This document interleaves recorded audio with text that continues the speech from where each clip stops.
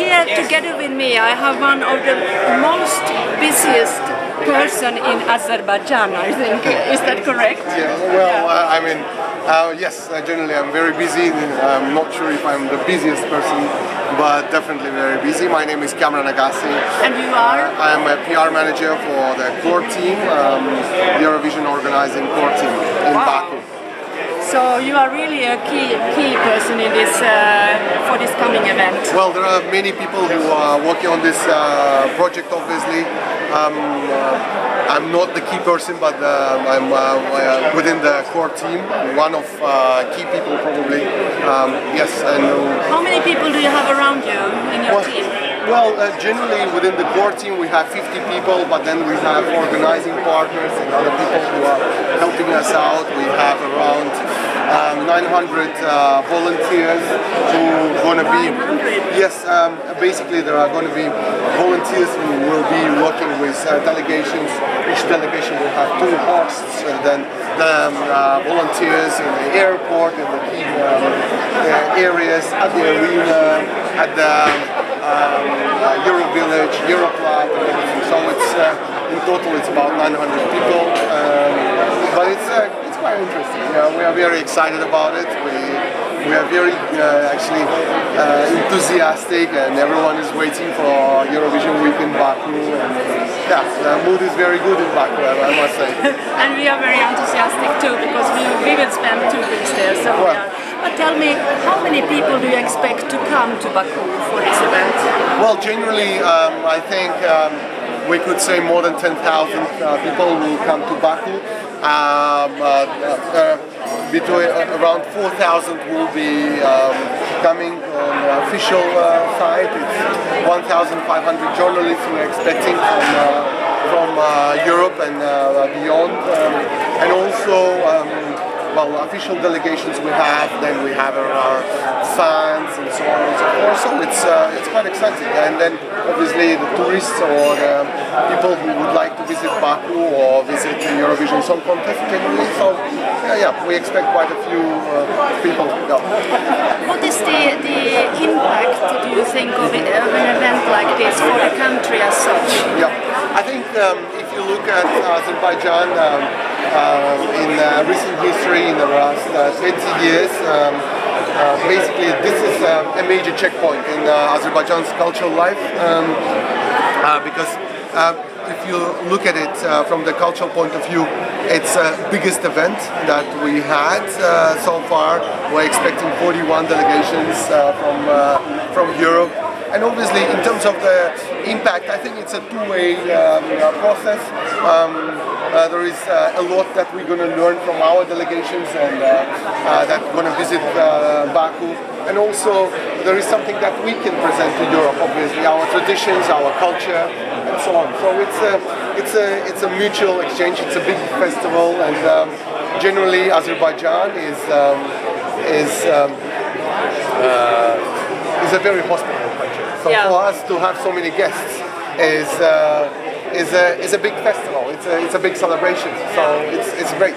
And so many nations. Yeah. Do you think this will be a kind of a kickoff for Azerbaijan as a tourist country? I think generally Azerbaijan during the Soviet times was one of the most popular destinations within the Soviet bloc. And then after the collapse of the Soviet Union, obviously we had an economic difficulties as everywhere in the Soviet Union. And now there is an effort to rebuild that tradition of the tourism.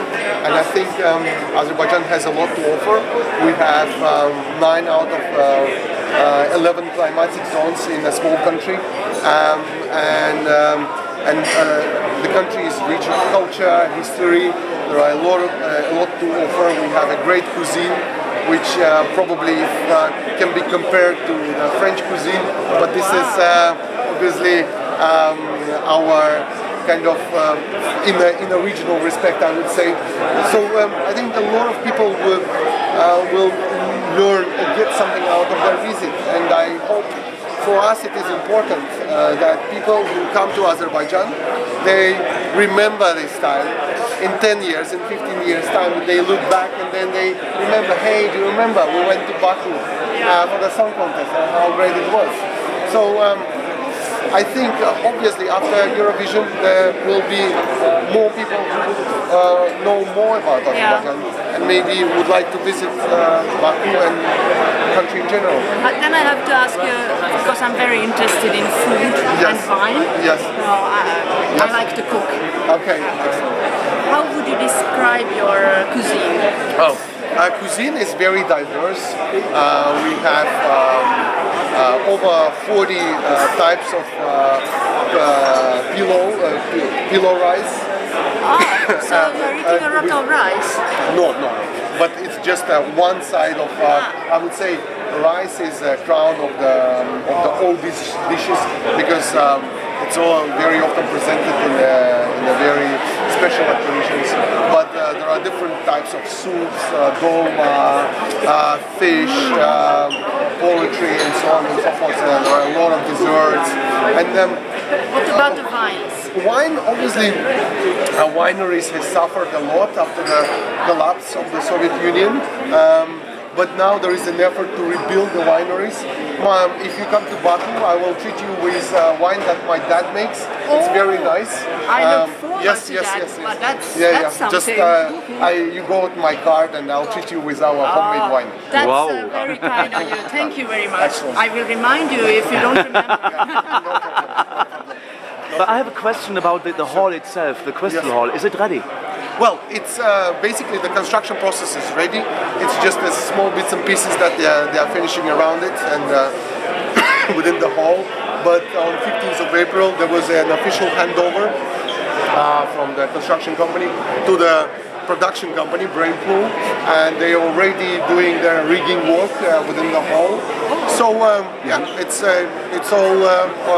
At least in terms of the schedule of preparation of the scene and everything, we're on schedule, so it's all good. And why is Brainpool producing it and not Azerbaijani television? Well, I think it's a normal procedure that we are host broadcaster, and it is a short period of time that we have to prepare for this such a major event.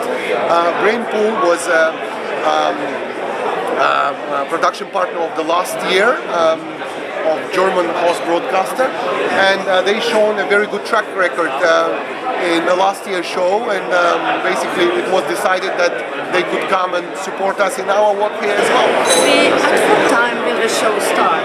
Well, the show is going to be starting 9 o'clock Central European time, which is 12 o'clock at night in Baku. So it's going to be quite exciting. It means that the after parties will start in the morning. So we start the after parties by having breakfast. An Azerbaijani breakfast. Well, Azerbaijani breakfast, yes. Maybe we will have Azerbaijani breakfast as well. Obviously, we will make sure that everyone is feed on time. Would it be at night or in the morning? But I'm sure we will not be hungry in your country. Oh, yes. I mean, if you have such nice food and it has such a cuisine, I'm very excited to taste it. Let's have another conversation after you visit Baku, and we will have another conversation, and you will tell me about your impressions about Azerbaijani food. I love to do that. I give you a full description of all the restaurants and all the food that I have had during You're supposed to go there for work and not for eating all the time. You can't work if you are not eating. Exactly. Yeah. It goes hand in hand. Exactly. So thank you so much for having this conversation, and I'm happy that we have got some news about what's coming in the few weeks' time for us. Look forward. And I look forward to welcome you in Baku.